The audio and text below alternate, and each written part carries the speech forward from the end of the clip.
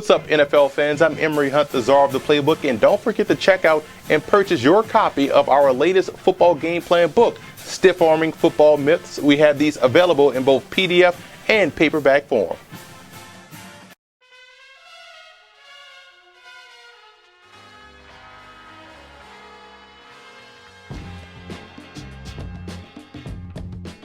For Kansas City in this ball game, they have to find more touches for D'Anthony Thomas. He's a touchdown waiting to happen. He's a big playmaker, and as they continue to get him more involved in the offense, I think that bodes well for these guys down the stretch. And one matchup offensively that I believe that they can exploit in this ball game will be between their tight ends, Travis Kelce and Anthony Fasano, versus the Bills linebackers and safeties. That's the matchup that Kansas City has to win. And I would also stay aggressive defensively. You know what Kyle Orton will be in the pocket. He's not a mobile guy, so you can get even more aggressive in your blitz and stunt packages this week versus Buffalo.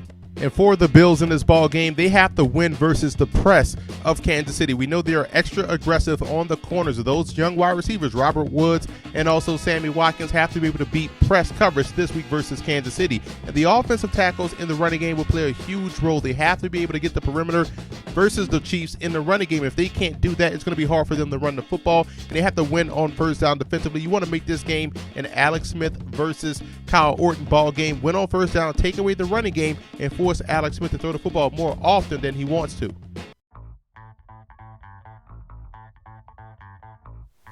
This week versus the Buffalo Bills, Kansas City inside the red zone can get a little creative with their personnel, utilizing all three of their talented tailbacks in the backfield, D'Anthony Thomas, Jamal Charles, and even now Davis. I'm going to show you how they can do that and run a little misdirection game versus Buffalo to have some success. See what we have drawn up here. As you know, I'm a big fan of the diamond formation. It's easy to draw up and easy to game plan against a defense, and you're really playing an in-the-box game because of the splits of the wide receivers essentially take away the 1, 2, 3, 4 defensive backs. So you're really playing a 7 on 7 game right here, which means you have the numbers in your advantage if you're the offense. And what we're going to run, we're going to put the deepest back. We're going to make this guy D'Anthony Thomas. We're going to put here Jamal Charles.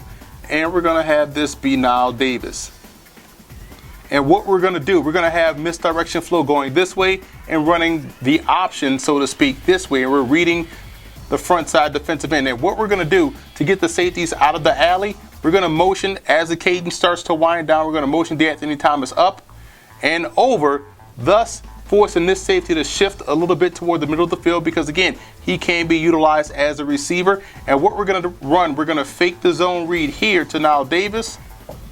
And, again, you leave this guy unblocked because he's going to take himself out the play reading now Davis. Is base block across the board, big on big, body on body, and you're leaving front side defensive end unblocked as well because that's your read guy. So now you're faking the zone read this way. Jamal Charles is coming around this way. You're going to pull it.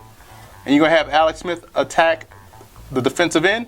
If he comes here, he takes it up and should be able to run it into the end zone. If he does what he's supposed to do and crash on Alex Smith, it's an easy pitch right there. Jamal Charles has the speed to make one miss and take it the distance. So that's one way Kansas City this week versus an over-aggressive defensive front. You want to get creative with your misdirection game. That's how they can take advantage of the Buffalo Bills in the red zone. Versus the Kansas City Chiefs secondary, the Buffalo Bills will have to find ways to have big plays in the passing game, and I'm going to show you how they can create a vertical stretch versus that defense, showing you a simple concept to where you're going to attack that backside hook zone. Show you what we're talking about here. I formation, we're going to have the tight end drag across. He's running a 5-yard drag route. So that's going to be your low read, your quick read. So many passing windows. Orton can get the football out of his hands quickly and get the tight end dragging across the formation. We're going to have the receiver to the strong side, the Z. He's running a split route. So he's going to attack going toward the middle of the field, trying to get the goalpost and split the safeties, trying to pull one of the safeties away. Now, how you're going to attack the backside hook zone with the guy, the X, your big play wide receiver, which could be Sammy Watkins. You're going to run him up on a 16-yard dig route, and this is the zone you're attacking, the backside hook zone. Because again, you're going to drop Orton back, fullback's going this way, tailback's going that way. You're picking up any blitzes, and these guys are also releasing out. He could have released out in the flat. He could also replace the tight end and settle down right there, giving Orton 2 check down reads. But you're really attacking the backside hook zone with the dig route, the 16-yard dig route. 5-yard crosser going underneath, split route on the strong side with the Z wide receiver. That's one concept they can utilize this week versus Kansas City. And I think if they get the pass protection, Orton could have a big day throwing the football, especially on the backside. What I like about the Chiefs offense is the creativity, and you'll see here versus the New York Jets a nice horizontal stretch concept designed to expand the defense, and the Chiefs will send Jamal Charles in a pre-snap motion, which will occupy the flat defender, Anthony Fasano, the tight end, on a deep out route to pull the safety, and the crosser by A.J. Jenkins to replace the vacated area, and he's wide open. This was a great play call that could work versus man or versus zone, and it nearly ended up in a touchdown. And you can see right here as we run the play how easy it was for Alex Smith to find the open guy and how quickly the Jets vacated the area, creating that space right there for A.J. Jenkins, who almost got into the end zone. The reason why the Bills are so good defensively is because of how well they play in the trenches. Here versus Minnesota, it's 3rd and 1, and the Bills do a magnificent job of maintaining the line of scrimmage and making a play at the point of attack. And you're going to see Marcel Darius occupy the center while Manny Lawson crashes inside, creating the hole for the linebacker to come in and make the play. This is excellent run defense, and they'll need this type of effort versus Jamal Charles and that Chiefs running game.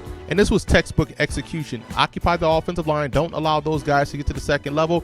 Give the linebackers free reign to the football, and that's why you saw Bradham make the play at the point of attack.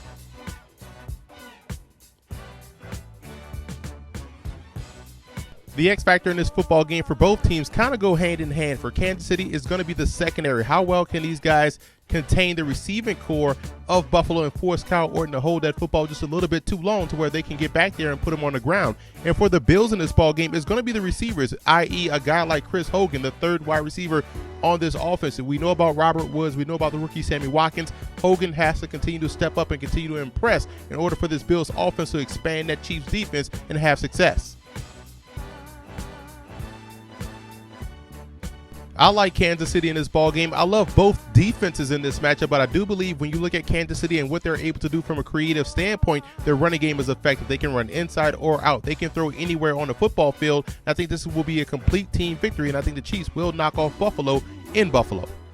What's up, fantasy football fans? I'm Emery Hunt, the czar of the playbook. For all of your starts, sits, fantasy football notes, news, and tidbits, tune into our podcast, Football Game Plan Starting Lineup, every Wednesday at 8 p.m. Eastern Time on our Football Game Plan Radio Network, which is located at blogtalkradio.com/footballgameplan. And I also want to give a huge shout out to Chief Fan Forums and Bill Fan Forums for always showing Football Game Plan support.